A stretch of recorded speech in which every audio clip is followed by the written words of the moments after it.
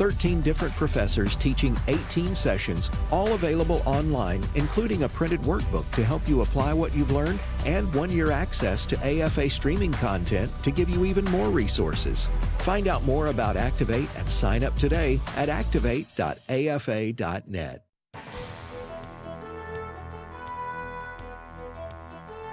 Welcome to Today's Issues. Join us for the next hour as we offer a Christian response to the issues of the day.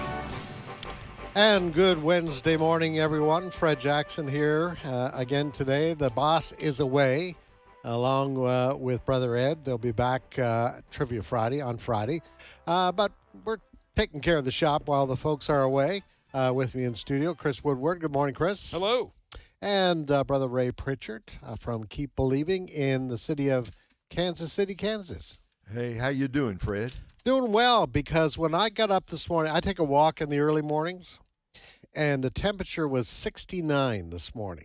Whoa. And Whoa. In July. Yeah. In Tupelo. Yeah. We ought to praise the Lord every day, rejoice the day that the Lord gave us, and we're going to rejoice in it. I was double rejoicing this morning. You know, that when you said that, I had not looked at my WeatherBug app here in a couple of hours. Unbelievably, it says right now in Kansas City, it's 66 degrees. Wow. I know. It's, sweater weather, people. I'm just loving it. My wife, she's got the days counted to the first of fall, and I think she's counted to Christmas. So we're wishing. We've had, where we live, Chris, here in the deep south, Tupelo, we've had the muggiest, hottest, like 106 temperature indexes. Yeah.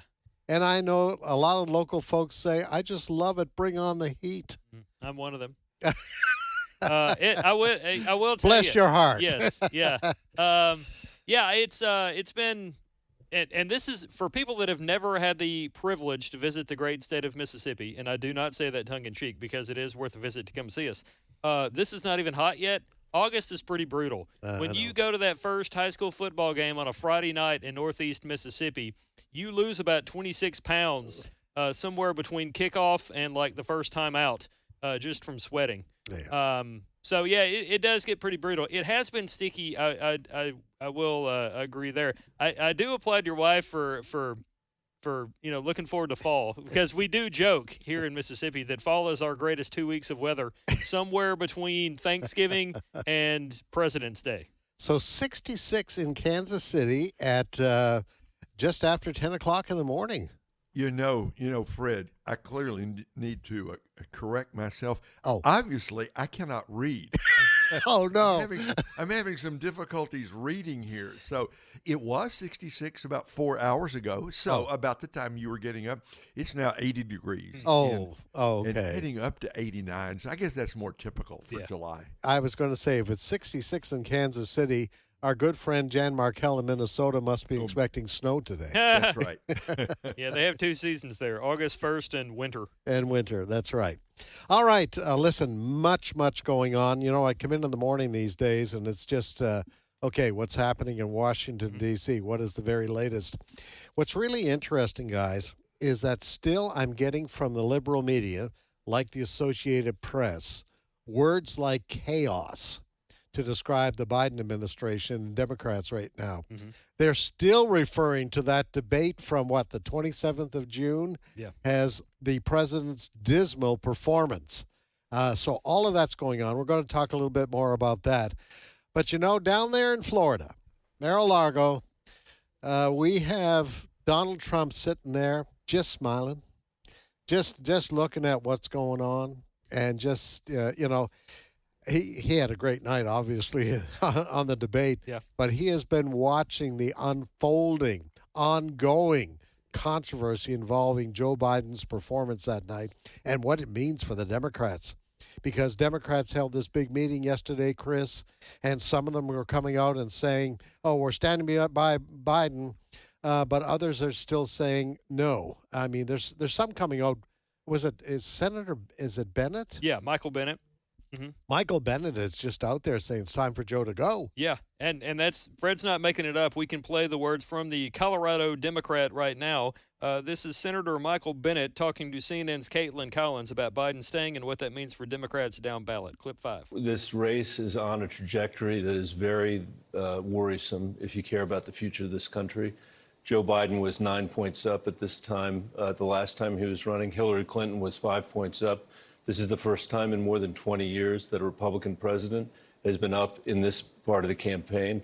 Donald Trump is on track, I think, to win this election and maybe win it by a landslide and take with him the Senate and the House. And so for me, this isn't a question about polling. It's not a question about politics. It's a moral question about the future of our country. And I think it's critically important for us to come to grips with what we face if together we put this country on the path of electing Donald Trump again. So there you have it. And he's not the only one. They're still out there.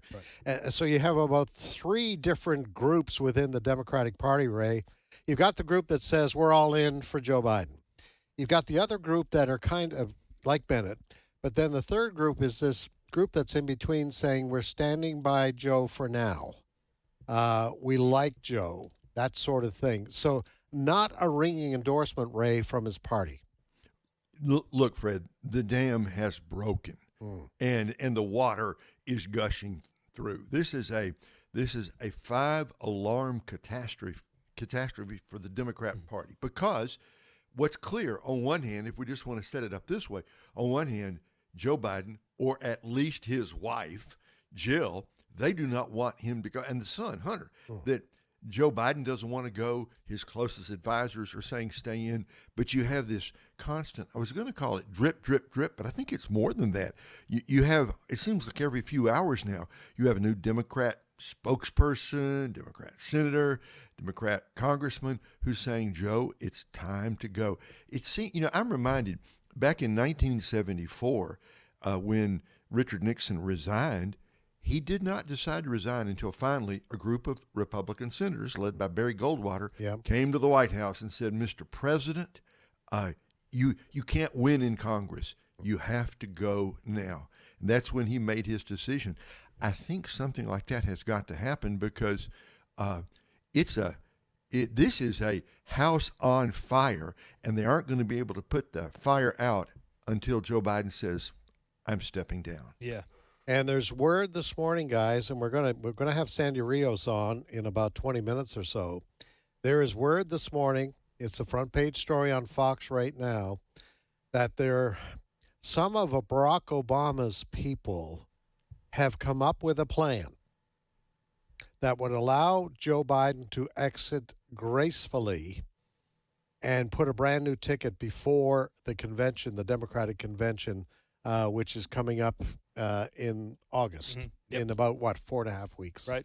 We're going to talk more about that. But as I mentioned, Chris, the former president, Donald Trump, had a big rally. I had to, laugh at the wording of the Associated Press story. He had a big rally last night at one of his golf courses in the Miami area. And not that many people own a golf course. One of his golf courses. Thousands of people there. And obviously, Chris, he was having a good time last night. Oh, sure. Yeah. And we have a bit of audio. And by the way, do check out our Today's Issues Facebook page. I've already shared AFN coverage of the Trump speech and the rally there, as well as some of the Biden stuff we have already covered. That information is also in the links, or the comments, I should say, for this video program. But here now is a bit of Trump last night, who, interestingly enough, challenged Biden to another debate and also a charity golf match, if that's the correct word to use sportage-wise. Clip 7. Let's do another debate this week so that Sleepy Joe Biden can prove to everyone all over the world that he has what it takes to be president. But this time it will be man-to-man, no moderators, no holes barred. Just name the place, anytime, anywhere. And in the debate, Sleepy Joe also declared that he wanted to test his skills and stamina against mine on the golf course. Can you believe this? Did you ever see him swing? He's like this. That's why this evening I am also, and this is in honor of you and everybody here, this is 45,000 people. That's a lot of people. I'm also officially challenging Crooked Joe to an 18-hole golf match right here. I will give him 10 strokes aside, and if he wins, I will give the charity of his choice, any charity that he wants, $1 million. So there you have it, Ray. Obviously, he's having a good time right now and smelling a bit of victory, perhaps. I'm not sure, but last night the crowd loved it. Look, I would pay good money, Fred. I mean, good money to listen. I would buy the pay-per-view of the 18-hole match between Trump and Biden. Can you imagine now, we know it is not going to happen, but Trump is offering him, he said 10 strokes aside, so that means 20 strokes altogether in 18 holes, and he's still confident he can beat him. That's unbelievable. And $1 million. And $1 million. Oh, how I wish Joe Biden would take him up on that. I will admit I wouldn't be able to beat either guy. I got dominated by a 13-year-old last night in Nintendo golf. So I'll withhold my my I don't know the word to use here. I couldn't beat either one of them in golf. Yeah. Well, listen, Chris, last night there were other speakers at the Trump rally.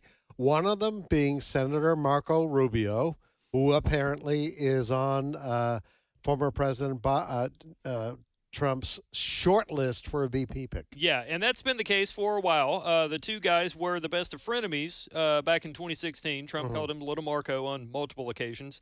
But supposedly Marco Rubio is on that supposed short list. Now, a lot of local politicians or elected representatives do appear at a rally that's inside their state. For example, Virginia Governor Glenn Youngkin was at a Trump rally in Virginia. That led some people to believe Youngkin might be the VP pick. We'll see, or the running mate, I should say. Marco Rubio was there. They do appear to have buried the hatchet on various things. So Marco Rubio did appear last night, and he made a few comments about the current president's health and job performance, or at least the hours that he chooses to work. Clip 3. The only conspiracy here are the people in the shadow government that are protecting and hiding from the American people the condition of our current president, and it puts our country in danger. I guess they have now admitted that from 10 a.m. to 4 p.m., Biden is awake and running the country. I don't want a president that's open less than our banks are open, and that's what we're facing now. That's a pretty good line. Yeah. Actually. Yeah. You know, it's really interesting that, what is it, 10 to 4? Mm-hmm. Someone has said that's his when he's open for business. President Biden is open for business. That became a question yesterday. It did. In the press briefing. Very interesting, coming from Peter Doocy. Yeah, speaking of frenemies, America's frenemies, Peter Doocy and Karine Jean-Pierre had another Q&A yesterday that made it went viral. Peter Doocy asked Karine Jean-Pierre, look, we've all heard that he's only operating between 10 and 4. What happens, God forbid, something happens in the middle of the night like a terrorist threat? Who's going to inform the president? Is it going to be Jill? Do you have to call Jill? How does this work exactly? Listen to what Karine Jean-Pierre vaguely says in her response. Clip 1. Well, he also said he's sharpest before 8 p.m. So say that the Pentagon at some point picks up an incoming nuke. It's 11 p.m. Who do you call? The First Lady? He has a team that lets him know of any news that is pertinent and important to the American people. He has someone that is decided, obviously, with his National Security Council on who gets to tell him that news. The team is all we know. There is a team out there that tells him these things. What made me wonder about all this, guys, was the fact that Biden has said several times, I'm going to get in trouble if I take your questions or if I don't call on the right people, all these other things. Is this the team? Who knows? I asked Karine Jean-Pierre myself. She did not respond. Yeah, Ray, this is another issue, and it was kind of been framed this way. This whole controversy regarding the mental state of our president is more a political issue, not so much a political issue, people are saying, but it's also a national security issue. And we kind of laugh at the exchanges that are taking place in the White House right now. They're going back and forth. But Ray, this is a serious matter because especially the world that we live in today, we know what's going on with China getting together with Russia, getting together with Iran, getting together with North Korea. We are living in very dangerous times. And Ray, I'm certainly not the first to say this, but is it possible that the Putins of this world are looking at what's going on with Joe Biden? They saw that debate on the June 27th, and are they saying, the Chinese leaders, are they saying, wow, now's a good time to make our move? Well, guaranteed, they're at least thinking about it, right? Because there is instability at the top of the American government, instability inside the White House. No one really knows. Nobody seems to know who's actually running the show there. And just a word about the press secretary. I forget her name, but Karine Jean-Pierre. Thank you. Yeah. She sound, I've heard her before sound rather antagonistic in answering, but in that exchange with Peter Doocy, she sounded rather resigned and defeated, as if now the cat's out of the bag. She doesn't have a good answer for that question. And it's let's just think of a Cold War type scenario, the kind of thing that when I was growing up, we heard about this all the time. What are you going to do if, back in the old days, the USSR launches their missiles toward America? So you've got, 10 minutes? You've got 12 minutes, 15 minutes max, and you got to decide how you're going to respond. What if they wake Joe Biden up and he's not really awake? What if they wake him up and he's not really coherent? What if they wake him up and splashing water in his face isn't helping? What happens? What happens when the clock is ticking and the missiles are flying? And I'll tell you what, the only way I would change that little scenario is this. I'm less worried about the Russians and the Chinese than I am about terrorist groups, bad actors who have dirty bombs and things like that, because Putin knows better, I think, than to launch an all-out attack. I think the Chinese do too. But some of these terror groups, they think they've got nothing to lose. And I think they would do it in a heartbeat if they thought they could get away with it. So we are living in apocalyptic times. One other thing, and then I'll stop. During the debate, President Trump made a statement that I don't think anybody's really said much about. He said, we are at the doorstep of World War III. He just kind of threw that out. And he said, people have no idea how close we are. Well, number one, what does he know that the rest of us don't know? Obviously, a lot. But could it be exactly this scenario that the president was talking about, that when there's instability in the White House, it invites bad actors to do terrible, catastrophic things? So it's a bad situation right now. Definitely a time that we're told that we should pray for our leaders. And many people have mentioned that. Alex has mentioned, he's prayed for Biden. I've prayed that he makes wise and righteous decisions and not continues down the path that he's on. It's probably not a good idea, or bad idea, I should say. Probably not a bad idea to also pray that he has the mental capacity to deal with the, God forbid, situations that we've already discussed there. But, one person at the White House who is trying to keep the ship afloat and tell or convince reporters and journalists that Biden is sharp is one John Kirby. And I have an example here. This is also John Kirby talking to media and claiming that Biden is sharp and he can do the job. Don't worry about him, folks. Clip 2. The man that I see every day, including today, is in command of the facts and the context. He gets calls in the middle of the night all the time. A couple of G7s ago, Brett, you might remember, there was a missile that fell in Poland. There was a concern that it could have been a Russian missile. That call came in to him in the middle of the night. He called together the G7 in a snap meeting by 8 o'clock that morning. Now, here's why this does not seem to hold water. You guys might have seen this. I think we've talked about it on the show. Supposedly, Biden has informed Democrats, don't do anything after 8. I need more sleep. And at the same time, his spokesman, if you will, is telling people, oh, he got up in the middle of the night and did his job. Yeah. there's a little fact that John Kirby did not expose in that comment. And here's the fact. The incident that he gives of Joe Biden being alert happened in 2022. That's a long time ago. Yeah. We're looking at Joe Biden today in 2024, and we're seeing a man, and I mean, we're not celebrating this, folks. We're just observing like the rest of America, like the mainstream media is now admitting to, a man who is condition, his mental and physical condition has been deteriorating at, I think, at a more rapid rate in the last year and certainly in the last 6 months. Ray, the country is seeing this. And again, we're not celebrating the physical failure of our president. But what we are expressing is a concern. And it's not that, we all grow old and we begin to have health problems.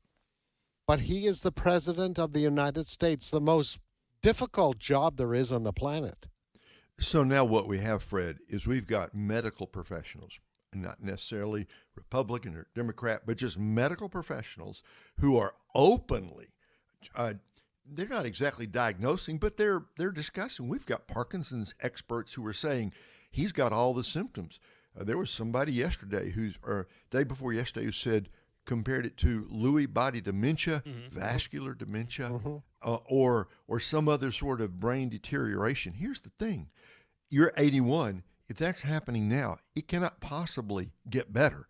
The condition is only going to deteriorate. So I think the Democrats are going to have to make a move. The question that's hanging in the air, if Joe Biden refuses to step down, what alternatives do the Democrats have to force him out? I don't know if they have any. I've been in broadcasting now for 22 years, which pales in comparison to how long Fred's been doing it and other guys that I have the privilege to work with. I would advise a lot of people, though, don't get your hopes up. Election day is still well over 100 days away, and a lot of things can happen. We all know the media is in cahoots with the Democratic Party. They will do whatever they can to keep a man they themselves refer to or want us to believe as Hitler. And so, it's 28-3 at halftime. Let's not do like the Falcons and blow the lead, talking to conservatives out there, because a lot can't happen. It does seem like it would be very difficult and uphill battle is probably not even the word to use here for Democrats to try to cram somebody out there. But there have been some rumors, and we've long discussed it. Ed's thrown this out there for seemingly as long as I've known him. Michelle Obama's going to come in at some point, perhaps. Hillary Clinton maybe even, try to give it another try with Kamala Harris. We shall see. But there is a lot that can happen between now and Election Day, as we saw in 2022 when we all believed that was going to be this big red wave, and really that was only in Florida. Guys, it really comes down, and we've talked about this before.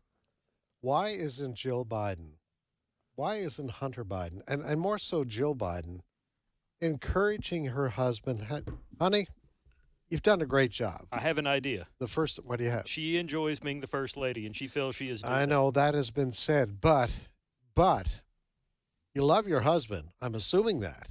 Yeah. You see his deteriorating condition. What you want to do is help him. And the way to do that, honey, gracefully, just go out there and say, for the good of the country, I want to step aside. It is time for somebody else to come along, so we turn the page on all of this. That's what a lot of people are saying, and they cannot understand why she is not doing that. Listen, there's much more to this discussion. We'll be discussing Sandy Rios everybody knows Sandy. Yeah. She's going to be joining us in just a few moments, because along with this, there is the problems inside the Republican Party right now. We kind of alluded to this yesterday on the pro-life platform. There's a great deal of controversy, and it's building, folks. So we want to talk to Sandy about that also. So don't go away. Much more ahead on this Wednesday edition of Today's Issues. We'll be right back.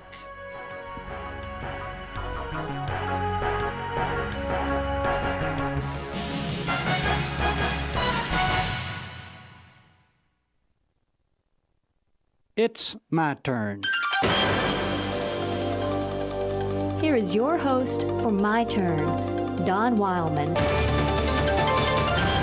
Years ago, I wrote a letter to my father. He was alive then. And I shared some thoughts with him. I'd like to share that with you today. Dear Daddy, once every year they have a special day for fellows like you. They call it Father's Day. And on that day, we children are supposed to honor you. Somehow that just doesn't seem right. Oh, not that you shouldn't be honored, you deserve that, but that we should have a special day to do it. Somehow I have an idea that every day is, for fathers like you, a Father's Day. For every day, folks like myself go through life, make decisions, pass judgments, and in general, live out our lives on principles that our fathers taught us. Often I think about what would have happened to me if I'd ever started looking at the bottle to solve some of my problems. I know many people who have. They used to say that one person in every 16 who drinks becomes an alcoholic. The figure is probably a little higher now. But I don't have to worry about becoming an alcoholic for the simple reason you taught me not to drink.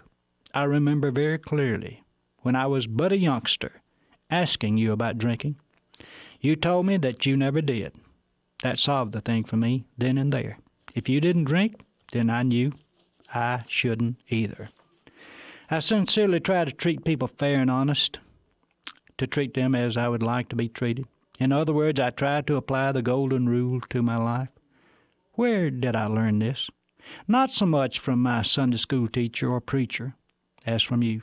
Oh, I know, you never set me down and made me memorize it. But I learned it as I saw you practice it in your daily life. And memorizing it wouldn't have helped much unless I saw you practicing it. You never gave us children much money for the simple reason you didn't have much to give. You would have given us your last penny if we had needed it. I know that. But you gave us something worth many times over the value of money. You gave us a good name. I've always been proud to carry a part of your name. I do so with head held high. Seems that I remember somewhere in the good book it says a good name is to be chosen rather than great riches. I believe that.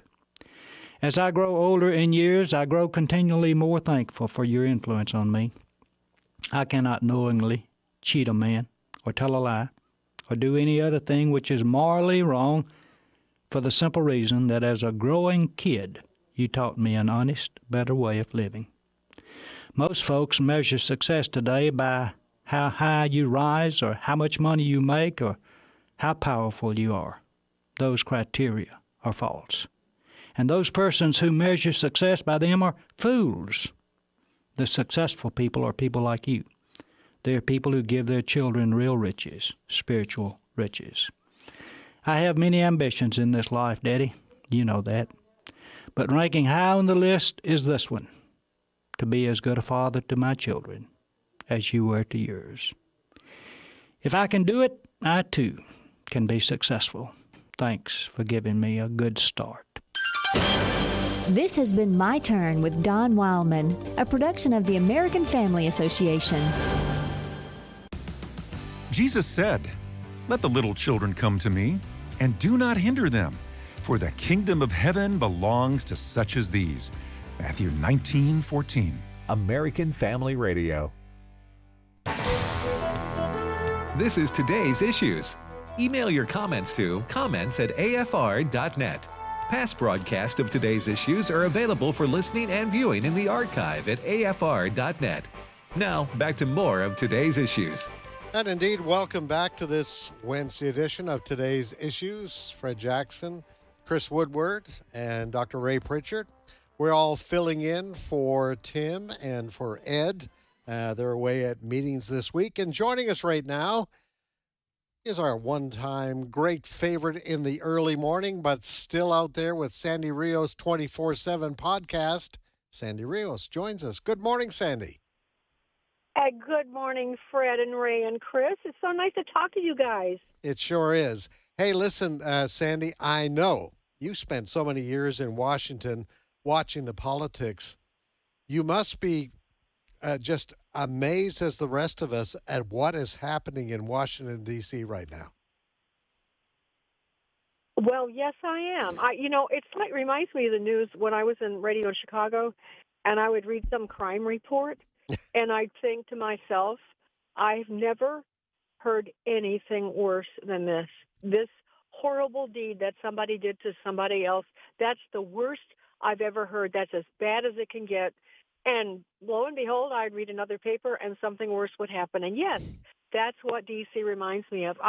We can't even fathom how bad it has gotten and how bad I guess it can get in the future.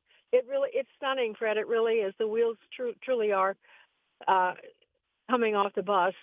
But I have to say, I just got off a meeting with people in D.C., and there are people swinging away, and there are good things happening. And so I just want to balance the reality of what D.C. really is with the fact that there are people on our behalf paying a great price themselves, working really hard to stop it. I certainly, agree with that. There's a lot going on. We have the Republican convention that's underway next week, and there's some good things and some things that we need to discuss about that. But first, I got an email from you just about a half hour ago, and it kind of goes along with the lead story right now on Fox News, and that is some Barack Obama colleagues may think they have an idea on how to resolve this problem for the Democrats. Tell us what you're seeing. Oh, my goodness. The memo was sent a couple of days ago to me, and I was stunned. Because I've been saying all along that I feel they're going to do a last-minute replacement of Joe Biden. I've said that frequently, and I have speculated that my strong suspicion it has to be someone who has huge popularity and a huge reach that can wow people and win without having a long campaign. And I speculated Michelle Obama, and we can go into that. But this particular document was circulated again by Obama associates to Democrats, I believe, over the weekend. And it is a brilliant plan. I mean, it's a lot more than I ever envisioned. And it involves providing a way for Joe Biden to step down as a statesman, have him make an incredible speech that just blows our ears back. And then everyone surrounding him, and which in the speech in which he says he's stepping down for the good of the country, and he will get accolades like he is just like George Washington, who refused to serve more than 2 terms. He stepped down, and Joe Biden is just like Washington. They speculate that.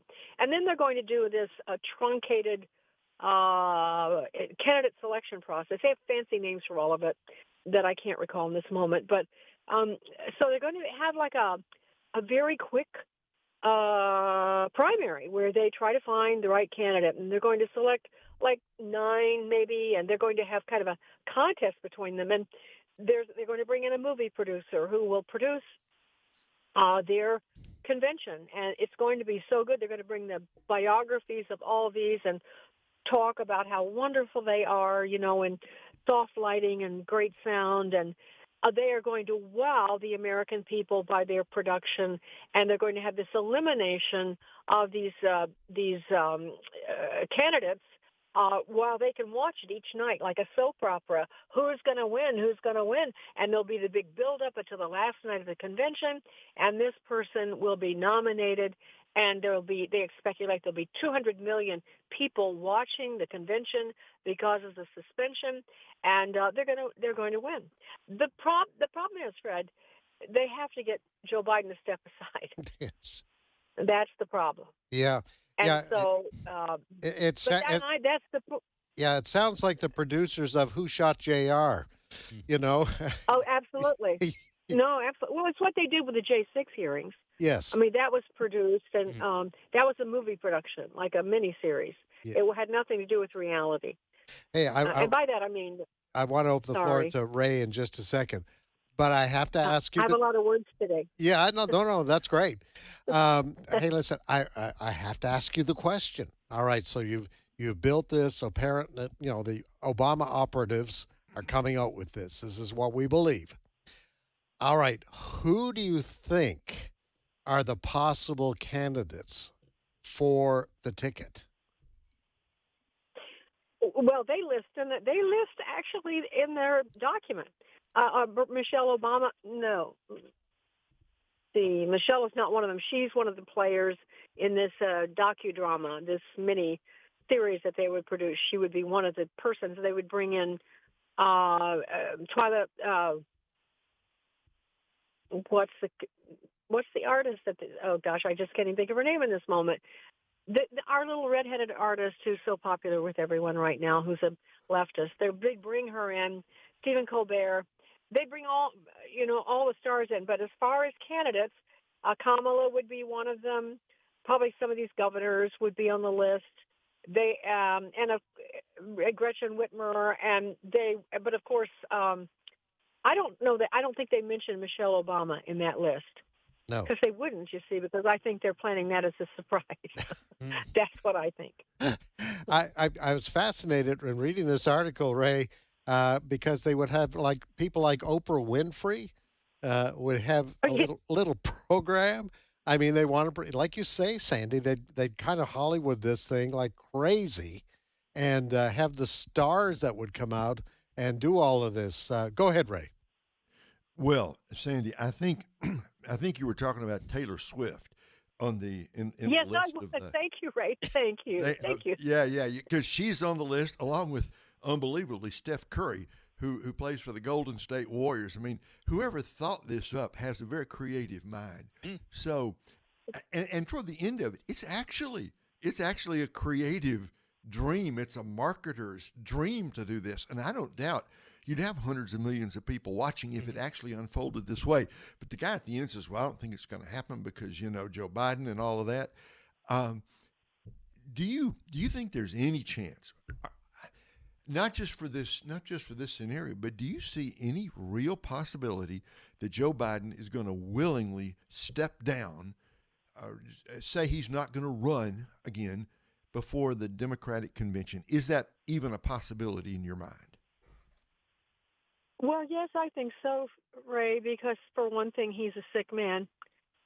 And even as stubborn as he is and mean, he can't control what happens to his body. And so, yes, I think it's possible. And I also fear they'll find that sweet spot where they can promise him and his family, because, by the way, his family, of course, is firmly planted in Don't Step Down, but he's their cash cow. He makes millions for his uncle, his sister, his grandchildren, his daughter. They all get money from Ukraine, China, and this is documented. I'm not just slapping this out as speculation. It's documented from the Comer hearings. And so they don't want him to step down because he's making the family big money. Plus, he's bringing Jill, very ambitious, still the first lady. They're clinging to this for their lives, but they cannot control, except I do think with drugs they are controlling his cognizance. I don't know what drugs, but they can't control what might happen to him in the next few weeks. And if the powers that be, the Obamas are behind this, there's a huge rivalry. The Obamas hate the Bidens hate the Obamas. These are things that people don't know, but people in Washington know this. And Barack Obama has been behind this shadow government. Now, I'm not saying he's calling all the shots, because personally, I've never thought he was that capable. He is certainly an avowed leftist and understands all the gimmicks and the strategies and the plots. But he has a lot of help from other leftists who served him when he was president. They were the people behind the curtain for him, and they're still there. So they might, if they think of some, way to make it profitable for the Biden family, if Joe steps down, maybe promise Hunter will get pardons, that Joe will get immunity for whatever it is he's done, which he's done a lot of things. I don't know. Yes, I think it's possible, Ray. I pray it doesn't happen, but I do think it's possible. Hey, it's Chris here. Before the break, we were talking about how There's a lot of time between now and November, Election Day. Let's go back to 2012 for a bit. A lot of people thought there's no way Obama's going to get reelected. He's been a terrible president. His platforms are terrible, all these other things. Mitt Romney's going to beat him. Obviously, that didn't happen. We thought there was going to be a big red wave in 2022. Even people on the left, CNN, were doing stories about how, it looked like it was going to be this red wave. That didn't appear to be the case. And given the fact that there is a lot of time between now and the election day, and the media is clearly on the side of the Democrats, are you concerned that conservatives might take, or right-leaning voters might take their foot off the gas, or maybe not pay as much attention to the road, so to speak, and maybe we might have history repeat itself?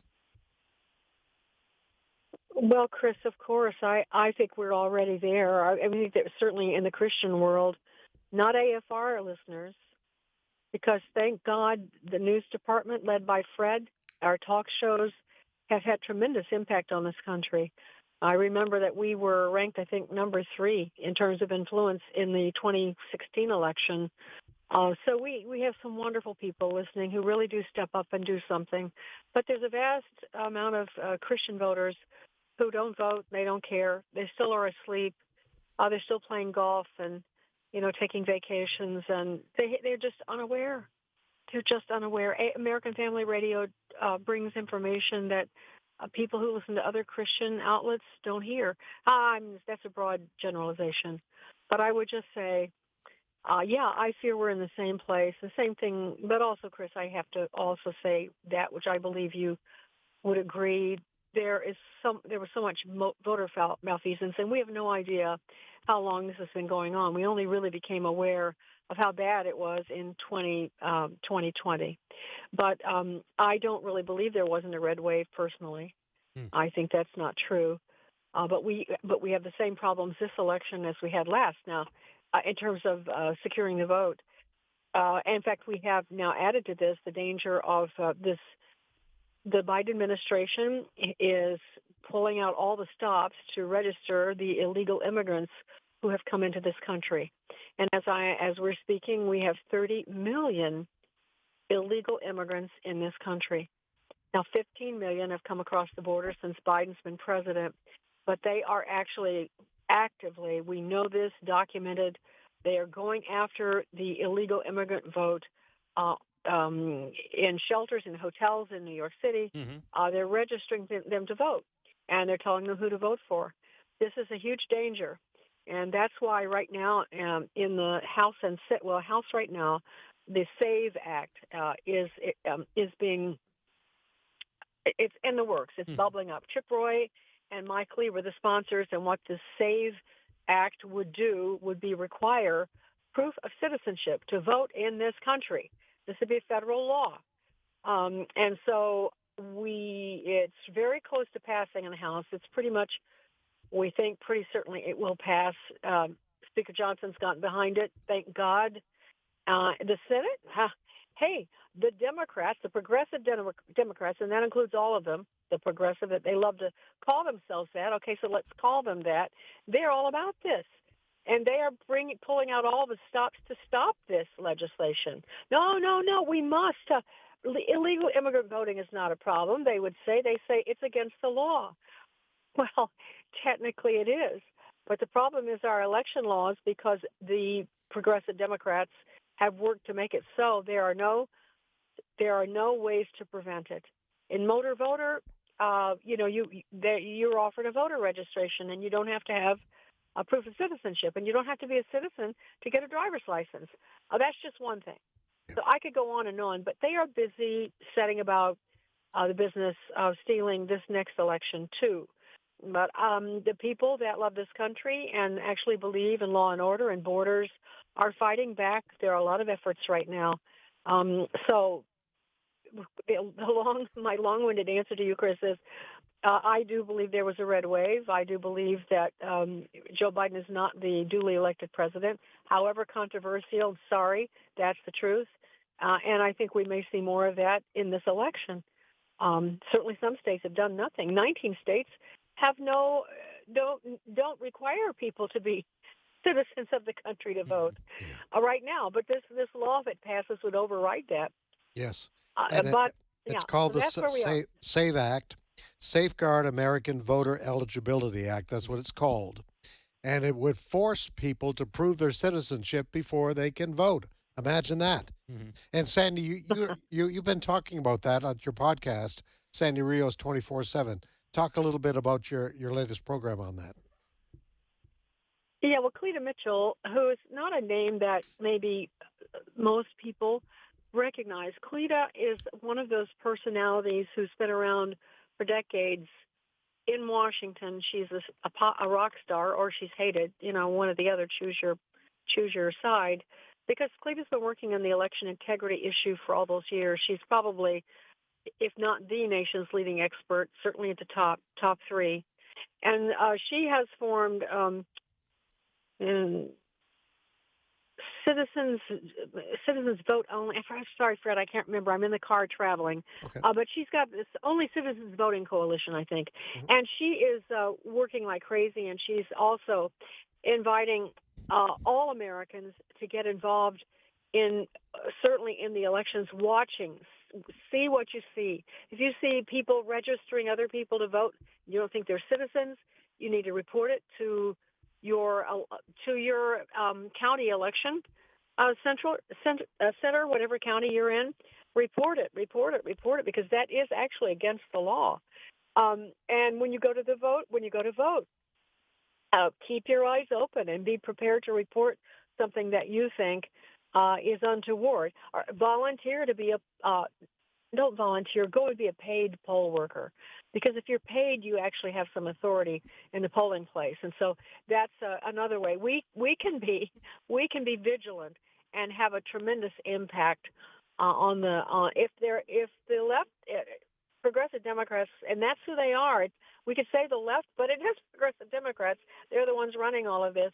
If they know they're being watched, this is a deterrent. And so let's be vigilant and watch what's happening around us. If you see say something when you see something. Mm-hmm. So okay, Sandy, we only have a few minutes left. I have another question for you. There is some controversy going on right now within the Republican Party, and it has to do with the platform and some changes that have been made with regards to strong statements on the life of the unborn. And there are some Christian conservatives that are very upset. They believe that the strength that has been in the party statement over the last many years has been watered down to appease, they say, some on the left. So your thoughts on that? Well, this is not good news. And then the news is that political operatives who are running Trump's campaign orchestrated sort of a coup on the Republican platform, which from the last several decades has been stellar. And on the issue of abortion and on the life of the baby, it has been the gold standard. Well, the political class is ashamed of that. They don't share the same passions about it, and they fancy that if they can alter the platform, it will make more people vote for the Republicans, because that's a barrier. The abortion is a barrier, and they managed to pull it off with the Republican platform this past weekend. Now, the platform has to be ratified by the convention, and so that's still going to be happening next week in Milwaukee, and people like Tony Perkins and other really fine people are working to tighten it up a bit. But basically the language says something like we support women. I'm sorry, I don't have it in front of me, but we support women and care for women. We believe we are against late-term abortion. But it's very, very vague and does not have the philosophical, deep language crafted by Phyllis Schlafly, who fought so hard to keep the platform, the standard. It's more plain language where you could drive a truck through some of it. And so pro-lifers are very disappointed. Now, some pro-life leaders aren't because, this is so complex, Fred. It's the kind of thing I wish I didn't have to explain. But I say this on my show anyway. Pro-life leaders, for the most part, who are D.C.-centric, had caved a long time ago. They talk a good game, but it's kind of a business for them to say they're pro-life. And when it comes to really fighting, they usually line up with the Republican establishment. So they're being conciliatory about this. I'm not so conciliatory. If I were had the power at the convention to fight for better language, I would do it. And I think Tony Perkins is going to be working to that end. Now, what does that mean about President Trump? Well, we heard him at the debate last week with Joe Biden saying rightly, and thank goodness, that progressive Democrats believe in abortion for all 9 months, that Joe Biden is for abortion all 9 months. Now, Joe Biden denied it, but President Trump is spot on, and I could explain that, but since in the interest of time, I won't in this minute. But he's all in for abortion for all 9 months. And so President Trump has his limits, and I actually think he's still with us. I think consultants have persuaded him to go to more political language, and he's just, he's kind of busy. He's being, charged with, so many felonies and trying to survive in his own lane that I think he's, I don't lay this at his feet. Now, he signed off on it, so I don't, I can't excuse him for that. But we have to remember, compared to the other side where they want abortion for all 9 months, he still should be our candidate. He may not be where we are. I've never said and will never say President Trump is a Christian. I've never said that. I couldn't say he's not, but he doesn't have the same convictions and passions on these issues. He has instincts that I think are really good on these issues, but he doesn't have the same passion or the same policy understanding. He's not been dealing with this for years like many of us. And so that's just the reality. We're going to be disappointed on a lot of issues. I'm certain if he gets elected, there'll be disappointments. But we are down to a choice. We're down to a choice of people who believe boys should be girls. There should be, transformation of sexual organs, a removal. We believe they believe in abortion for all 9 months. There's no limits. It's a wicked force that we're against. President Trump is not in that camp. He may not be what we wish he would be, but he still isn't that. And so I just would encourage people not to think that this is a time to sit home. Please don't do that. Okay. Sandy, we're almost out of time. Tell us about Sandy Rios 24/7, your podcast, and where can people get it? Okay, let me just tell you that website for CLETA is onlycitizens.vote. Okay. Onlycitizens.vote. Okay, well, Sandy Rios 24/7, you can find it on AFR.net. That's home base. But you can find it on Spotify or Apple, any of your favorite podcast platforms. You can also go to my website, sandyrios.com, and listen from there. That's really simple. But we're swinging away like we always did. And also my book, God's Velvet Hammer, is available on the website, and we just brought the Audible out. It's available, of course, on Amazon through Audible, and so it's doing very. I'm humbled, Fred. I'm really humbled at the book and how it's reaching people, and it's just still there. And if people are interested and haven't read it or listened to it, it's God's Velvet Hammer. Amen. Sandy, it doesn't surprise me that it's popular. Hey, listen, great to talk to you, and means you're in the car. Drive carefully. Thank you, Fred. All right. Yeah, we're on our way to a conference, so representing AFA as best I can. All right, Sandy, take care. We'll have you. All right, Sandy Rios. Hey, listen, boy, she's got her opinions and educated opinions on so much. All right, much more ahead here on this Wednesday edition of Today's Issues. Don't go away.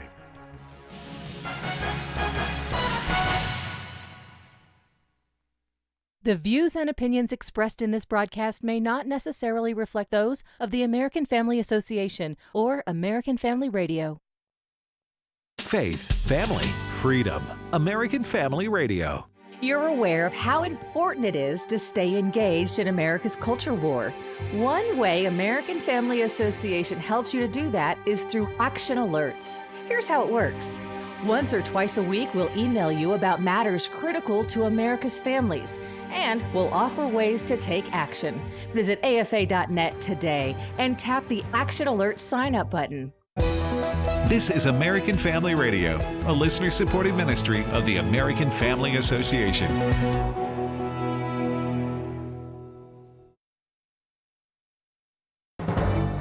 American Family News, I'm Rusty Pugh. The House is set to vote on a resolution that hopes to force the Attorney General to comply with the subpoena. Florida Congresswoman Anna Paulina Luna is trying to force Attorney General Merrick Garland to turn over the tapes of President Biden's interview with special counsel Robert Hur. Her inherent contempt resolution would fine Garland $10,000 a day for not complying with a congressional subpoena. Luna sent a letter to Republicans and Democrats this week urging them to support it. I think that if we weren't in such a partisan world, that Democrats would absolutely be voting with me right now. It's unclear if there's enough votes for the resolution to pass, and the Attorney General has said handing over the tapes could hurt witness cooperation in future investigations. On Capitol Hill, Ryan Schmelz, Fox News. Federal Reserve Chair Jerome Powell is back on Capitol Hill today after warning lawmakers that a weak labor market is just as much a threat to our economy as inflation. While being questioned by Louisiana Senator John Kennedy, Powell admitted the job market is showing signs of weakness. In light of the progress we've made both in lowering inflation and in cooling the labor market over the past 2 years, elevated inflation is not the only risk we face. Our unemployment rate is rising, is it not? Yes, it is, although the labor market is still strong. Our labor market is slowing, is it not? Yes, but I'd say unemployment is still low by historical standards. But yes, it is. We've seen cooling. Yes. When are you going to lower interest rates? I'm today not going to be sending any signals about the timing of any future actions. It's starting to look like former President Trump is leading President Biden in key swing states. Brooke Singman breaks it down. The Cook Political Report just moved 6 key states towards Trump in Electoral College ratings. So that's Arizona, Georgia, and Nevada shifting from toss-up to lean Republican, while Minnesota, New Hampshire, and a swing district in Nebraska shifted from likely Democrat to lean Democrat. And a new poll shows President Biden is trailing Trump by 6 points in battleground state Wisconsin. This could spell trouble for Democrats who remain divided on Biden's political future. 7 House Democrats have already called on President Biden to end his re-election bid, while several others have admitted he will likely lose. Since the October 7th terrorist attacks last year, you heard numerous reports about incidents of anti-Semitism on college and university campuses here in the U.S. One college news outlet is taking a look back. Bronson Woodruff has more. Matt Lamb is associate editor for The College Fix. His team reflected on some of the incidents that stood out the most. College Fix has reported on over 200 stories since October 2023 of anti-Semitism or anti-Semitism concerns on college campuses.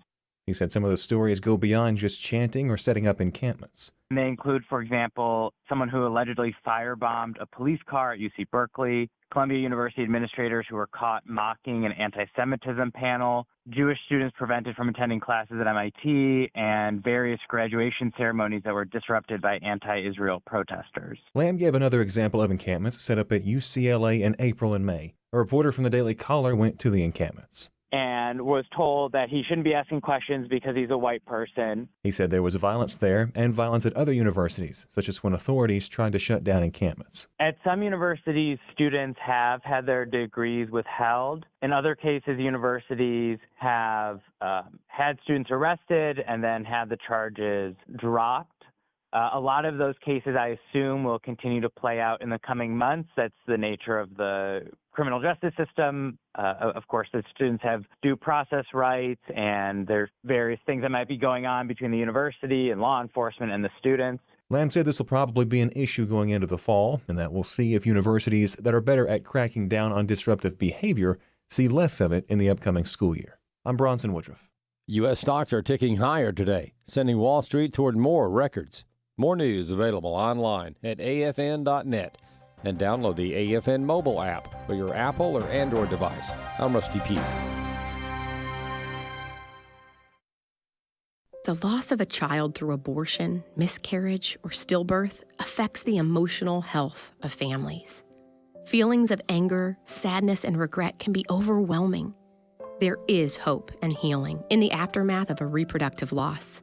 Call the International Helpline at 866-482-LIFE to talk with someone who has been where you are and healed to help others. Your call is confidential. 866-482-LIFE.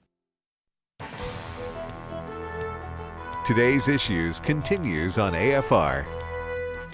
And welcome back. Fred Jackson here, along with Dr. Ray Pritchard in Kansas. And joining us, as he usually does, at 11:05, right after the news, is Steve Jordahl. Ooh, I want to be there. Hey, everybody. Yes. Hi, Ray. Hi, Steve. How are you? Good. I'm well. Yes.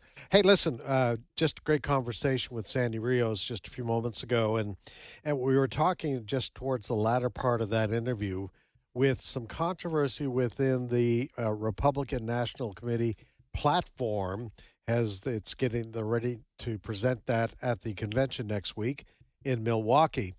And she mentioned Tony Perkins, the head of the Family Research Council, saying it's a good platform. However, there is weakness that has not been there in the past with regards to the abortion question. And Tony Perkins addressed that on his program yesterday. Just want to have play a little bit of what Tony had to say on that, cut number 9. So if this is the approach that the RNC is taking, then quite frankly, I don't think we should be supporting the RNC with our finances. Now, let me be very, very clear here. We need to be voting, and we need to vote for candidates who most clearly align with biblical truth. There's very few opportunities we get that those are perfectly aligned, although there's more and more getting into the process. But you have to use discernment. We have voter guides. We'll be putting voter guides out on all of the elections this fall. And so we need to vote in alignment as nearly as possible with those biblical truths. But the next step is, where do we give our time and money? I believe we should give our time and money to those candidates and those entities that are clearly supporting biblical truth and willing to fight for that biblical truth. I've done this in the past, and they did a course correction, and so I removed my objections, but I would say you should not give any money to the RNC. You should direct your money to either directly to the candidates that you know, or I would encourage you folks to direct your money to the Faith, Family, Freedom Fund or directly to candidates.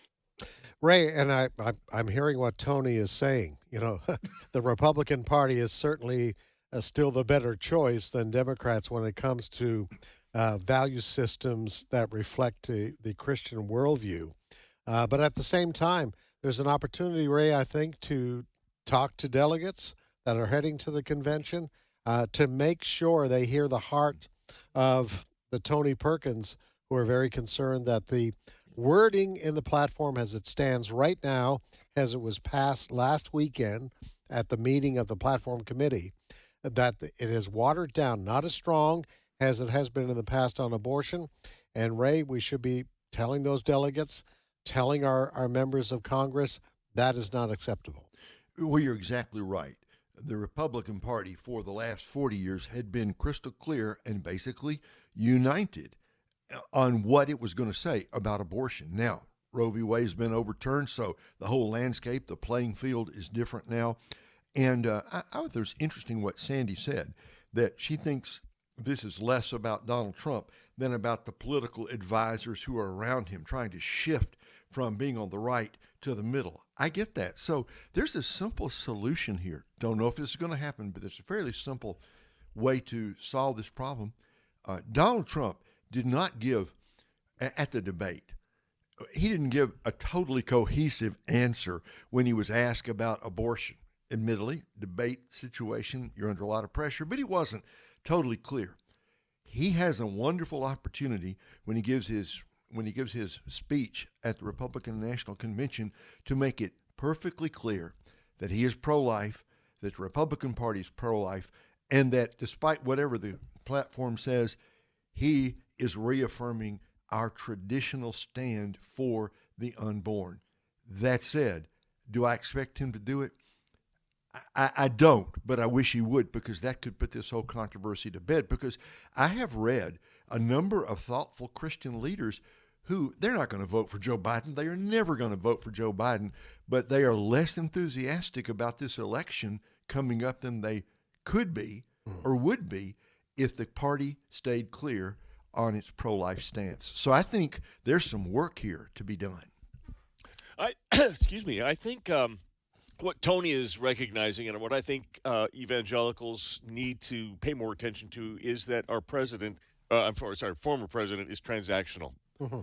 He will go where he thinks he has the best possibility of getting consensus or winning or getting a victory. I don't think that a lot of his statements come from core belief. That being said, I remember the moment in 2016 when I got on the Trump train, and it was during a debate with Hillary Clinton, when he came out with the most concise and strong pro-life statement that I had heard. I think this was fairly on the heels of the Virginia governor prior to Youngkin, who said that abortion should be fair even up until after the baby's born. Yes.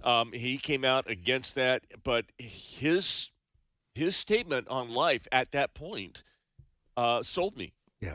And you have to give him credit for putting judges on the Supreme Court that overturned Roe v. Wade. Absolutely. So his actions, I'm fully behind. I agree. This is what the GOP platform says. Page 15 of the platform, it says, Republicans will protect and defend a vote of the people from within the states on the issue of life. We proudly stand for families and life. We believe the 14th Amendment to the Constitution of the United States guarantees that no person can be denied life or liberty without due process, and that the states are therefore free to pass laws protecting those rights. So, as the Supreme Court did, he's throwing it to the states. I think it's also, Ray, worth noting that the Supreme Court decision overturning Roe v. Wade is a little misunderstood. The court said that the Roe v. Wade decision was ill-conceived and that the court does not have the right to create this law. But it doesn't say that Congress can't pass a law with regard to abortion. It doesn't mean that abortion is completely outside of the federal government's purview. It just means that the courts are now limited by what they can do with the issue. Yeah.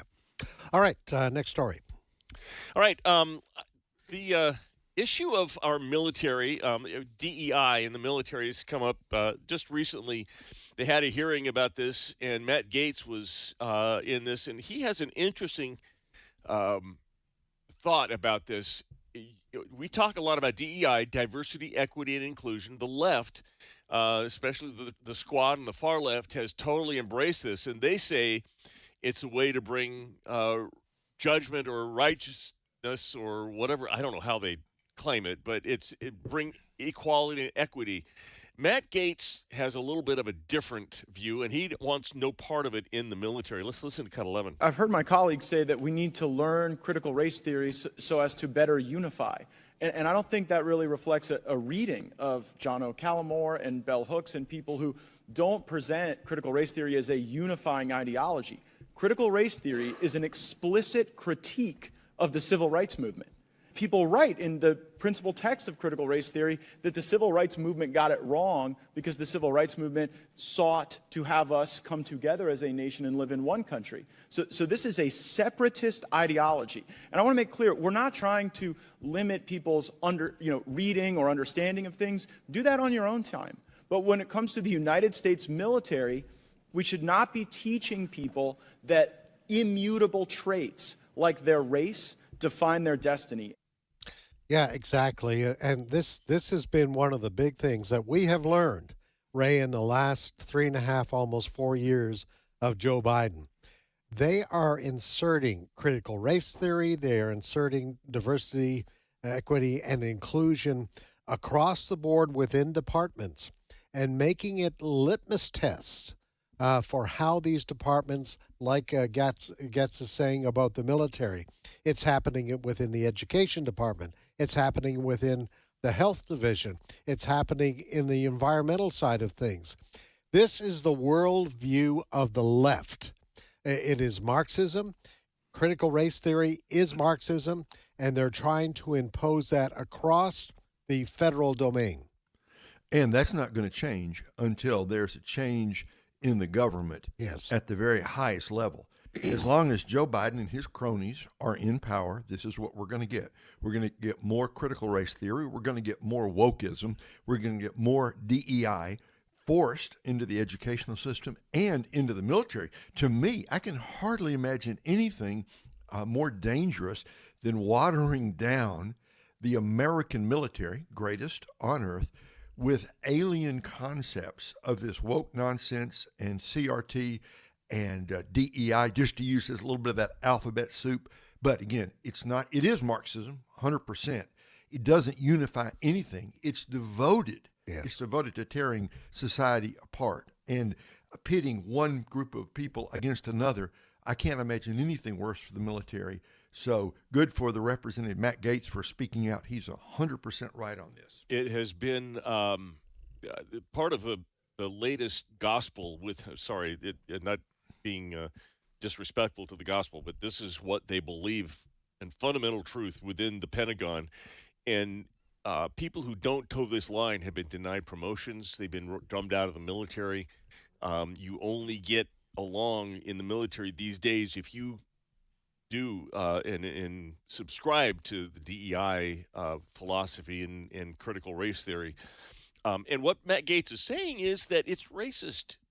Folks, listen, if you are looking at and you're undecided about even down ballot races and how you want to vote, think of this. The Democrat Party stands for racism. They stand for dividing the country along racial lines. Yes. It's just as pernicious when it was Jim Crow and it was white people that told black people they couldn't eat at the lunch counter. Mm-hmm. Now black people are telling white people that they're guilty because years ago, and nothing drives me crazy to hear some of these people, like on my Twitter feed, I've got to get rid of Twitter for a while because it makes me angry sometimes. What I'm hearing is people that come up there and say, we suffered from slavery, so we're not free now. No, you didn't. You didn't suffer from slavery. Not a thing that it's 5 generations at least removed from you. So don't go there. All right. Listen, I want to deal with this story that I heard this morning. And it has to do with apparently latest polling, guys, that shows New York is in play for Donald Trump. That's almost unheard of. And Steve, you and I were talking about this interview this morning that Fox did with a former lifelong New York City resident, Democrat voter, dedicated Democrat voter.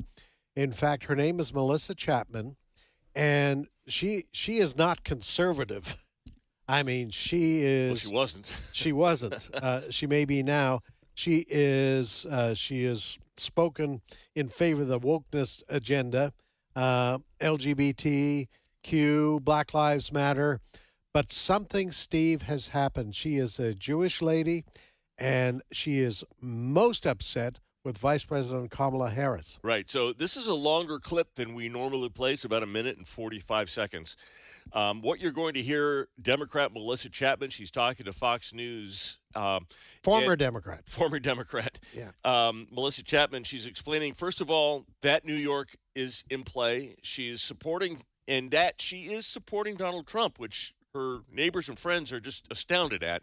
And then she has a problem with Kamala Harris and Kamala's support for Hamas, basically. So this is Melissa Chapman, Kareem. We were looking at some of the polling when it comes to Biden's support amongst Jewish voters. Back in 2020, he had 69%.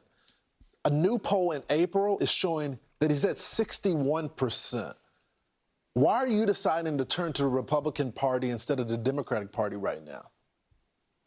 I mean, I was the perfect I was the perfect Democrat. I did everything right. I supported every single party that I felt as a Democrat you should. The LGBTQ plus, Black Lives Matter. I did everything. And then as soon as October 7th happened, I was completely abandoned by every single group that I supported. Can you see yourself voting for Donald Trump? Oh, 100%. Wow. And it's funny because I posted the story that I did in the New York Post yesterday, and people were like, "You're going to vote for Donald Trump?" Not even a question, because I feel that the squad members, this contingent, the Democratic Party that we knew from 2020 is no longer the Democratic Party now. It's more of like a socialist party, and it's changing. I feel Republicans are like old school liberal Democrats. That's how it seems to me. So for me, the Republicans is the only way to go at this point. I cannot even believe the things that she's saying. Kamala. First of all, in this speech, she didn't say anything about the fact that Hamas is the one that started this. They're a terrorist organization. What is their responsibility to giving their own people water? Clean water. She's saying there's not clean water to, make flour. I mean, they're using the water for rockets. It's like, how can I support a government that is speaking this way about a terrorist organization? Yeah, there you have it. Melissa Chapman, she's 45-year-old, lifelong Democrat. She is a Jewish lady.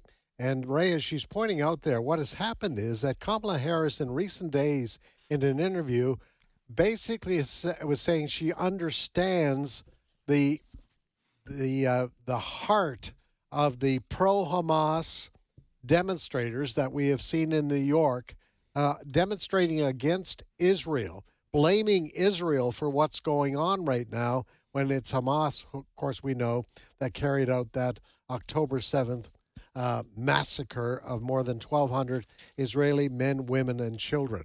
And so she's saying she doesn't want any part of the Democratic Party anymore. And my wondering is, how many more? Not just Jewish residents of New York, but how many more New York residents? Ray, we've seen people in New York who describe themselves as Democrats that are upset with the way New York is appeasing and taking care of illegal immigrants that have arrived in that city. The illegal immigrants are being treated better than a lot of Democrats who have lived there all their lives. This may be the explanation, Fred, for why, and the sentence you said earlier, that New York is in play. One of the more incredible sentences I have ever heard on the radio, because how can you get deeper blue than New York? It just shows how quickly things can change. This woman, Melissa, I forgot her last name. Melissa Chapman. Melissa Chapman, I think she speaks for millions of people. I hope she does. I hope she does, right. Whose foundations, whose worldview was shaken by what happened in October. Those voters out there they're not Republicans, but they are willing to listen to what Donald Trump has to say. And by the way, we've talked a lot about what we don't like about the Republican platform, but it's quite strong against anti-Semitism and quite strong in support of Israel. I don't think the Democrats are going to be able to match that. So maybe, wouldn't it be amazing if Donald Trump made it a race in New York and even I hear New Jersey people talking like that. What a time to be alive. What amazing things are happening. Yeah, it's the parting of the political waters. Yes, yes, it is. We live in a different age. Yes. I want to, you were talking about Kamala's reaction to the protests on campus. I want to go back to those protests right now because the Director of National Intelligence, his name is Avril Haines, he works for Joe Biden. He is putting out a directive. He has done a press release, and this is what it says. He says, I would like to take this opportunity to draw your attention concerning Iranian activity. Iran is becoming increasingly aggressive in their foreign influence efforts. They continue to adapt their cyber and influence activities. In recent weeks, Iranian government actors have sought to opportunistically take advantage of ongoing protests regarding the war in Gaza, using a playbook we've seen other actors use over the years. We have observed actors tied to Iran's government posing as activists online, seeking to encourage protest, even providing financial support to protesters. Yeah. So those sit-ins or those walk-ins brought to you by Iran. Well, and Ray, I'm not surprised by these statements at all, because within a few days after that horrific massacre that occurred in southern Israel, there were tents, protest equipment in place, ready to go.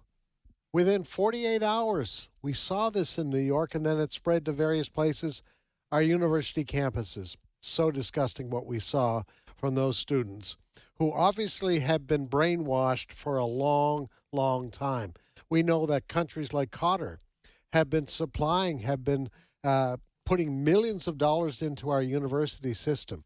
So it wasn't a knee-jerk reaction. It was well-planned, well-orchestrated.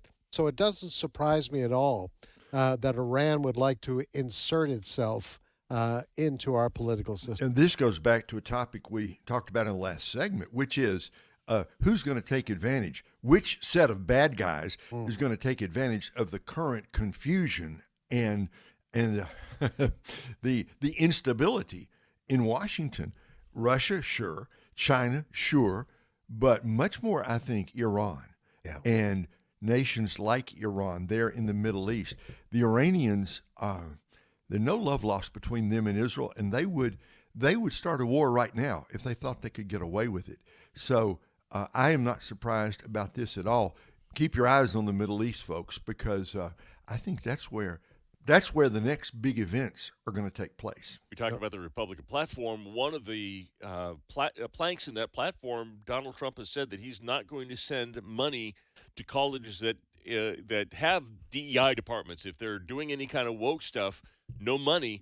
It would be very easy for him to tie this Iranian influence on our campuses to that and deny those people money too. You'd see some of these tent cities gone in a minute. And what you say is interesting because I don't think a whole lot of people notice. I saw some noticing this, but isn't it interesting that those tent cities, all the tents are the same? Yes. It's like all of these protesters went to DEI on this, or DEI, to REI on the same day and bought the same tent. Right. Just so happy. What are the chances? What are the chances? Yeah, that's it exactly. And so, one of the things that I remember when Donald Trump was president is that he moved the U.S. Embassy from Tel Aviv to Jerusalem.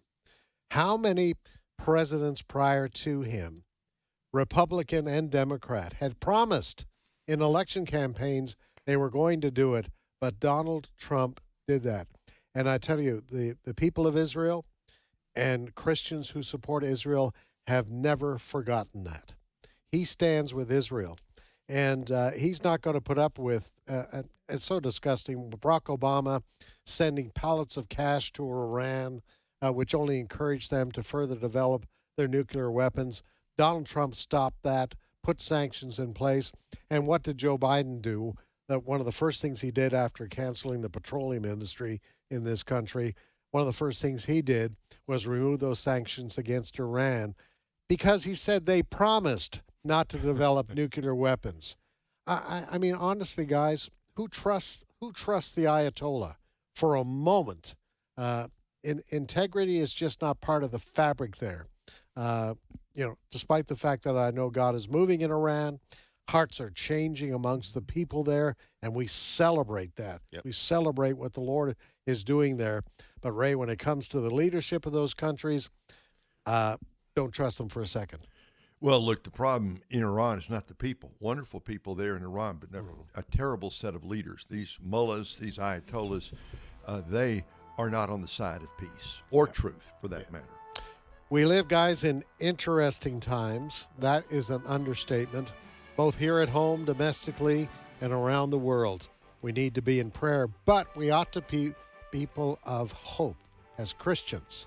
Our God is still in control. And how history is unfolding, God knows, and I mean that. God knows. And we as his children, we can take hope in that. And our Heavenly Father is in control, and we must never forget that. But keep praying. Keep praying that souls would be saved and that God would give wisdom to our leaders. All right, guys, got to run. Ray, thank you so much. Steve, thank you so much. Our producer, Brent Creeley. We thank Sandy Rios and Chris Woodward. And much more great programming ahead here on American Family Radio. We'll see you again tomorrow.